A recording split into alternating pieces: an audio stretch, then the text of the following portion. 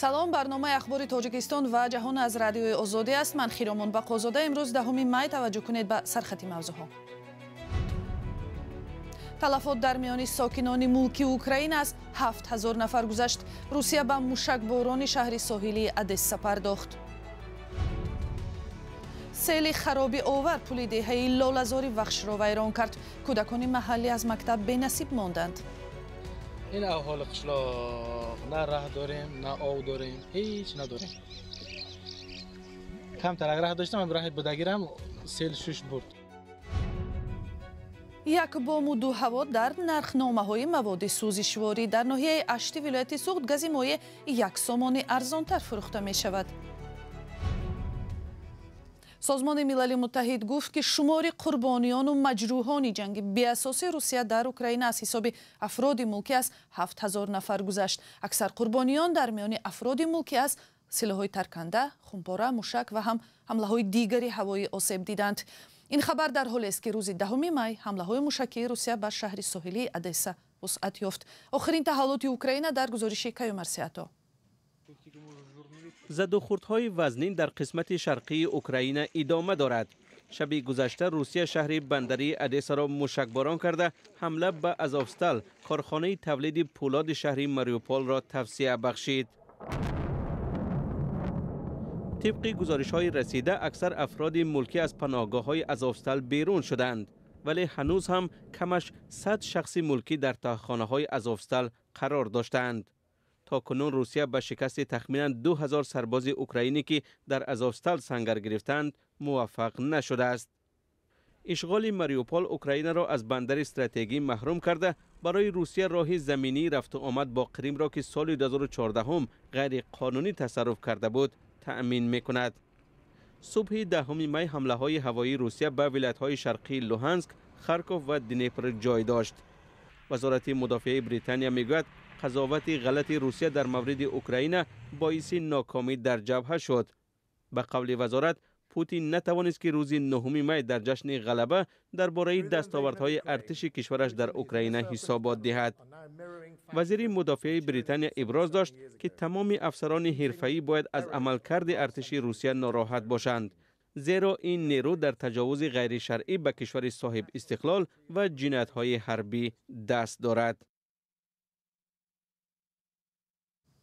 муҳиддин кабирӣ раҳбари ҳизби мамнӯи наҳзати исломӣ ва раиси паймони миллии тоҷикистон ташкили ҷиноҳи низомии мухолифин дар тоҷикистонро як амри табиӣ донистааст. ӯ дар як суҳбат бо расонаҳои мухолифин гуфт вақте русҳо ва украиниҳо барои озодии худ аз силоҳ истифода мекунанд, чаро тоҷикон чунин коре анҷом надиҳанд?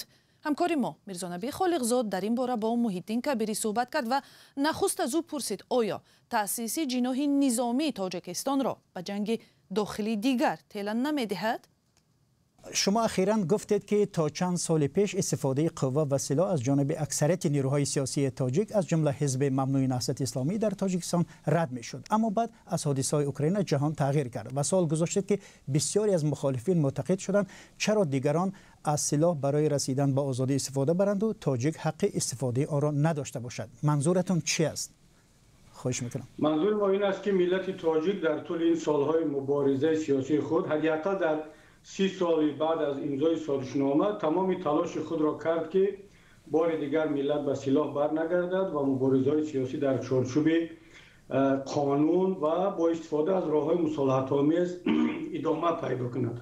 اما حکومت جمهوری تاجیکستان در همزمان با این تلاش‌های اپوزیسیون و مردم تمام کارها را کرد که راه‌های مصالحت‌آمیز مبارزه را ببندد، از طریق انتخابات دیگر هیچ نتیجه به دست نبیاید و ظلم و شکنجه، سرکوبگری و از صحنه دور کردن نیروهای اپوزیسیون سال به سال سخت‌تر و بدتر شدن گرفت و این در مجموع نه تنها اپوزیسیون را بلکه ملت را به این نتیجه رساند که با حکومت مثل حکومت امامعلی رحمان با راه‌های مصالحت‌آمیز مبارزه بردن هیچ فایده ندارد و بعد از حادثه‌های افغانستان و جنگ اوکراین این حرف یا این دلیل‌ها قوی‌تر شدند که چرا تمام دنیا می‌تواند تمام ملت‌ها برای رسیدن به آزادی و هدف‌های خود از سلاح استفاده برد مگر ملت تاجیکی ما را ذهن ما را به سمت بردن که شما همه ظلم و همه شکنجه را تحمل کنید، اما هیچگاه درباره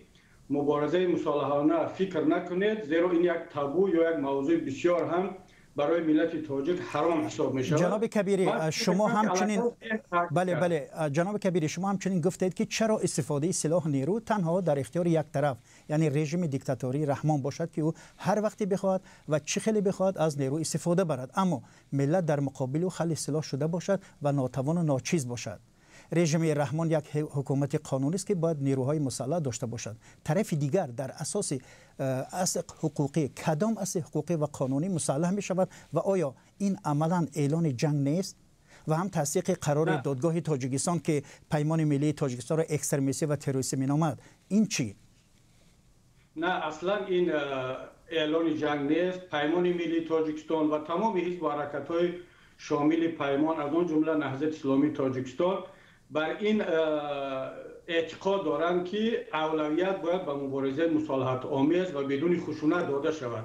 این موقع پرینسیپالی ما هست، تا آنجایی که امکان دارد ما در این موقع خواهیم ایستاد. اما در یک حکومت یا در یک کشوری که واقعا دموکراسی است و قانون رعایت می شود، پیش از همه قانون از طرف خود حکومت باید یک طرف سلاح داشته باشد، اونم حکومت، و اونم باید در اساس قانون استفاده برد. اما در کشوری که نه قانون وجود دارد و حکومت هر وقتی که بخواهد، نه اینکه حکومت، ما اینجا نباید حکومت را گناهکار کنیم، بلکه یک گروهی مسلحی که به طور مافیازی کشور را اداره میکنند و تمام قدرت اقتصادی و سیاسی را در دست گرفتن، اونا معین میکنند که زیدی کی و کی این سلاح را استفاده برند.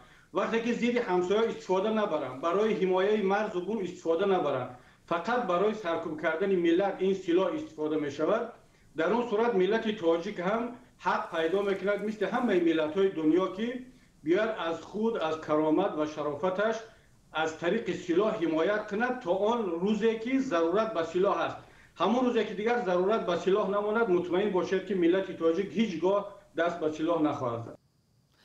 صحبتی پررأی همکارم میرزا نبی خالقزاد با محیدین کبیری رهبر حزب ممنوع نهضت اسلامی و رئیس پیمان ملی تاجیکستان را در صحیفه آزادی ویدیو تماشا کنید. ساکنان دهه لاله‌زار در ناحیه وخش که سالهاست از نبودن یک راه درست عذاب میکشیدند، هفته گذشته از یگانه پول هم محروم شدند که آنها را به ده میرساند. سیل ویرانگر روز 4 مارس کوپروک خورده را که ساکنان لاله‌زار با دست خود ساخته بودند شسته برد. حالا کودکان مکتب رفتن نمیتوانند و مردم آب هم ندارد. گزارشی را با ویدیوهای ساکنان دهه همکارم طاهری سفر تقدیم میکند. کوپروک جرم شدگی در سامان او روز مرخ کردم منجره پیش یه سیل دیگه بود. این ایره همش طرف این خشلاخ یا اونجا گذشته نمیتونه، در حیوانا گذشته نمیتونه. ناحیه وخش دهه لاله‌زار در جماعتی مشعل روز 4 می سیل یگانه پول به این دهه را از بین برد که نه کمتر از 200 خانواده در آن زندگی میکنند. گذشتن از این راه به گفته ساکنان این لاله‌زار مثل گذشتن از پل صراط است. محکم شد کم بغل. اقبال این راننده بلندی کرد که در سیل راه نماند. بالا کده برآمده. اما همه رانندگان چنین طولی ندارند و ساعتها در اینجا عذاب میکشند تا 10 متر راه را بگذرند. اگر این راه چنین ماند، مردم اینجا دیگر آبی خوردنی هم نمیابند. این احوال قشلاق، نه راه داریم نه آب داریم، هیچ نداریم. کمتر اگر راه داشتم من راه بدگیرم سیل شش برد. این واداوز یه لیل خالی یه لیل برآمد. اوقاتی من نمیتونم برآمدم. دهه لاله‌زار که اکثری ساکنانش ازبک زبان هستند سال هاست که چنین احوال دارد. ساکنان پول جمع کرده راه می سازند ولی طبیعت آن را از بین می برد. مردم دهه می گویند مثل آن است که طبیعت آنها را چپ گرفته است و مقامات وخش آنها را تماما فراموش کردند. اینا ما جای نمی راه شای امی راه ها در گشتنم خیلی بگیری страшне یابین ایرا هیچ خیلی رابین بلندشه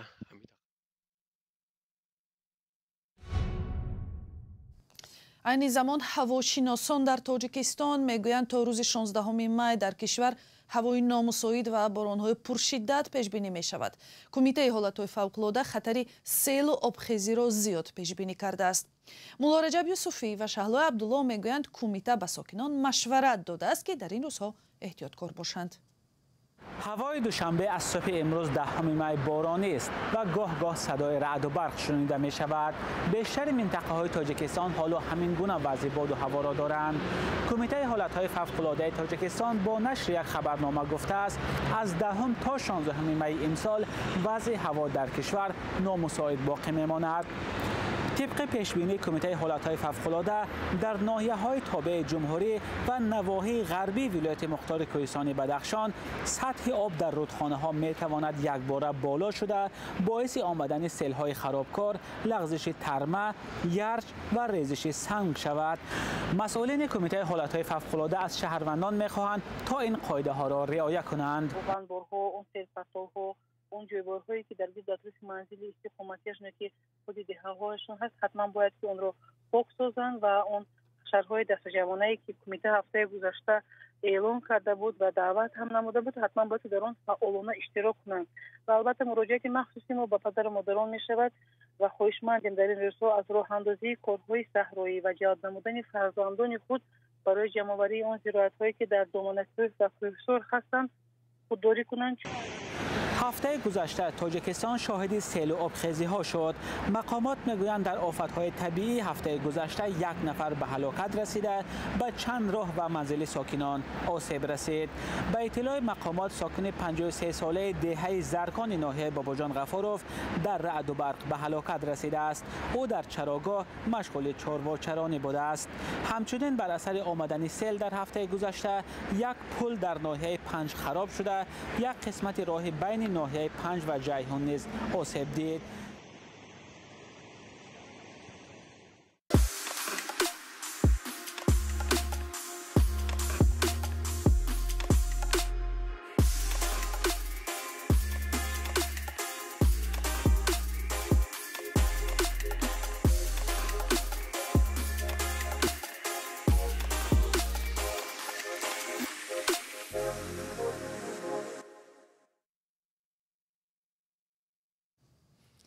پهلوانی هنری تاجیکستان 10 مای 85 ساله شد. هنرپیشه مردمی اتحاد شوروی هاشم گدو یکی از معروفترین اکتوران تئاتر و سینمای تاجیک است که او را در داخل و خارج کشور میشناسند. برای دایره وسیع هواداران هاشم گدو با اجرای نقش سهراب در فیلم رستم و سهراب معروف شد، ولی در ده‌ها فیلم‌های دیگر هم نقش‌های ماندگار بازیده است.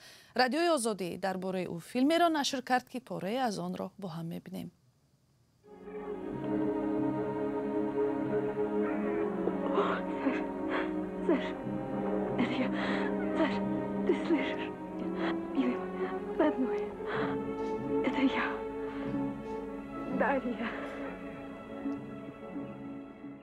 هاشم گدویف یکی از اکتورهای فاجعه‌ای زبردست ما به شمار می آیند که آن کس هم در تئاتر و هم در کینو بسیار ابرازهای درخشان آفریدند.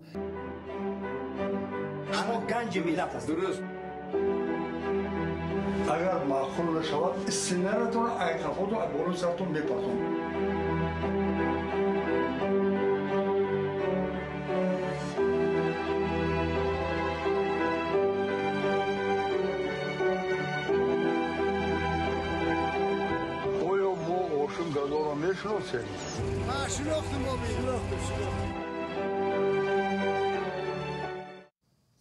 شکل پوره این فیلم رو میتوانید در وبسایت رادیوی آزادی و صحیفه رادیوی آزادی در فیسبوک تماشا کنید و اخبار بیشتر از این را در سامانه آزادی و صحیفه های رادیوی آزادی در فیسبوک، توییتر، اینستاگرام و همین کانال آزادی ویدیو در یوتیوب پیدا کنید.